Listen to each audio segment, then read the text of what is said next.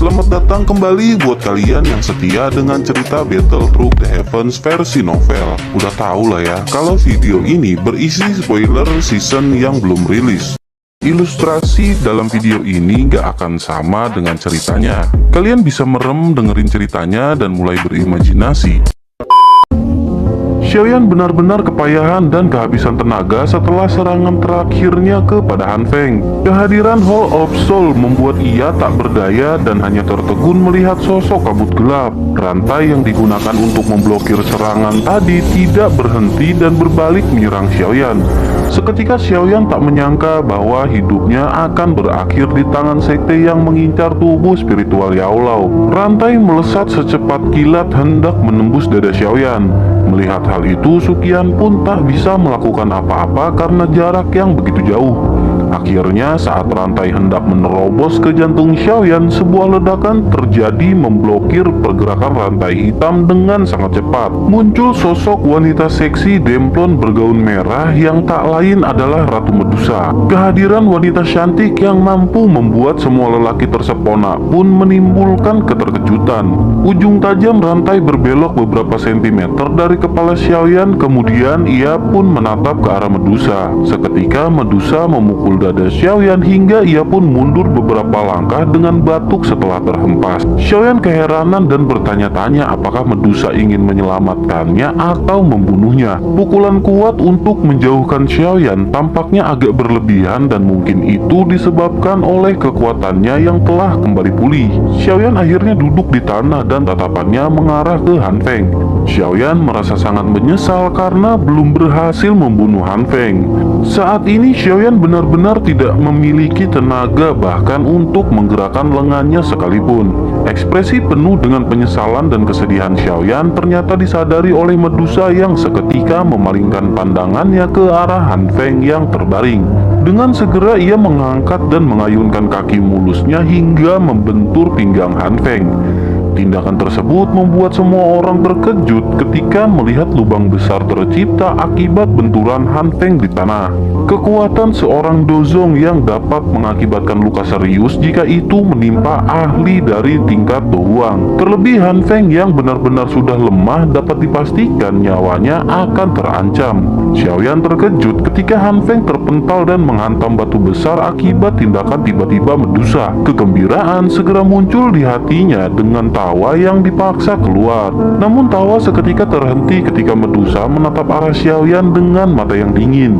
Xiaoyan pun hanya menunduk karena takut jika ia akan menjadi incaran tendangan berikutnya dari Medusa. Beralih ke Suqian yang juga melongo melihat tindakan Medusa hingga membuat ia bertanya-tanya.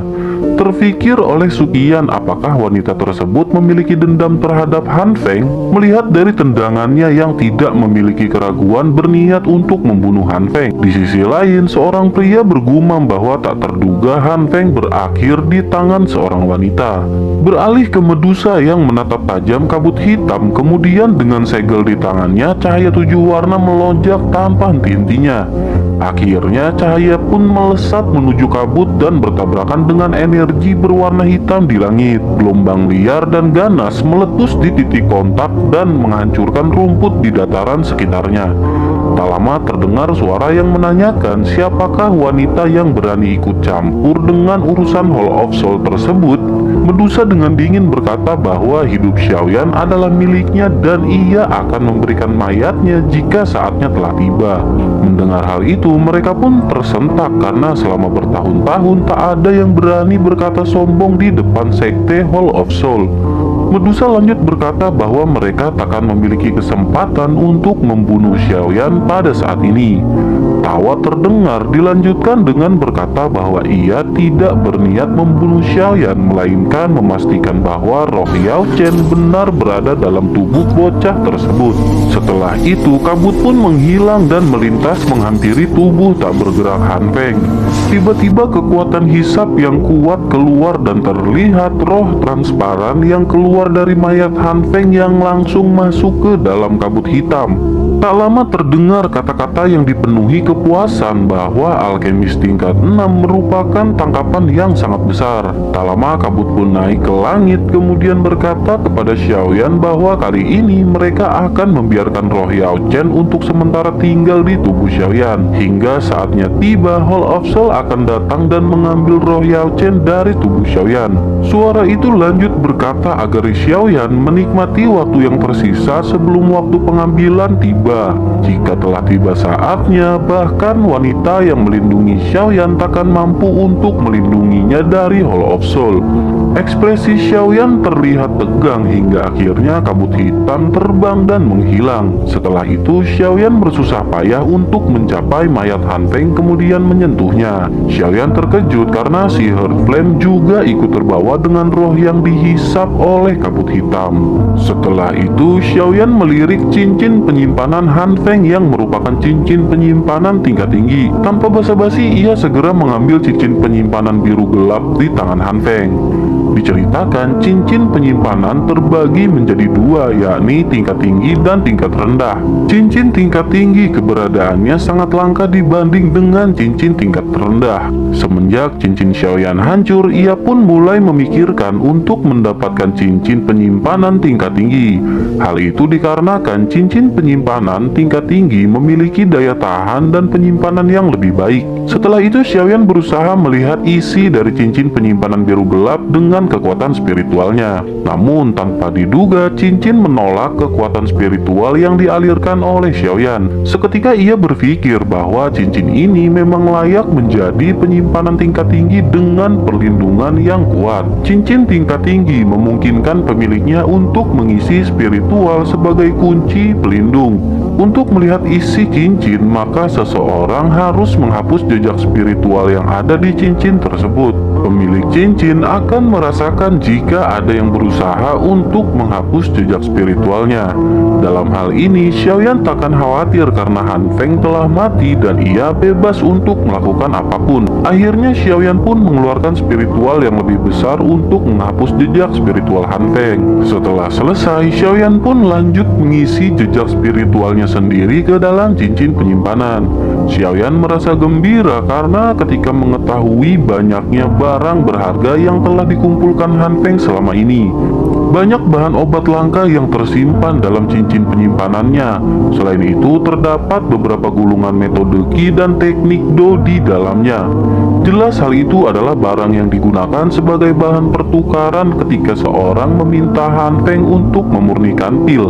Walaupun Xiaoyan tidak mendapatkan si Heart Flame, setidaknya ia telah mendapat banyak barang berharga dari cincin penyimpanan Han Feng. Beralih ke Medusa yang menatap dingin Xiaoyan yang sedang tertawa sambil memegang cincin. Ia merasa kesal dan benci kepada Xiaoyan atas perlakuan enak kepadanya pada saat di dalam magma. Namun perasaan itu sedikit memudar karena terpengaruh dari roh piton penelan surga yang ada di dalam dirinya. Walaupun Medusa sepenuhnya telah menguasai kontrol atas tubuhnya sendiri, namun roh piton tetap akan melekat dalam hatinya.